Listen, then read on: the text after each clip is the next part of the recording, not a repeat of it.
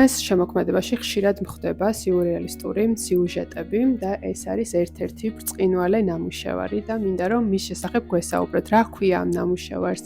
კონკრეტულად რა იყო შთაგონება და ასე შემდეგ. ამ ნამუშევარს ჰქვია ატლანტიდა და არის აბსოლუტურად ჩემი ფანტაზიით გაკეთებული ნამუშევარი, დანახული ალბათ რომელიღაც სიზმარში, იმიტომ რომ საერთოდ რომ მუშაობ ესეთ სიურრეალისტურ სიუჟეტებზე, სულ მგონია რომ სადღაც ნანახი მაქვს უკვე. ეს იდეა, ჩემი არ არის, თითქოს ეს მე კი არ ვზივარ და არ ფიქრობ ამაზე და არ ვიგონებ რაღაცებს. ეს უბრალოდ მოდის და ამას ვხედავ და მე ამას ვაკეთებ, არანაირი სტიმულაციასთან ტვინის არ არის, არანაირი ნარკოტიკები და არც ალკოჰოლი არ ჭირდება ამ პროცესს. ჩვეულებრივად არის სიზმარი, როგორც ინგლისური სიტყვა არის vision.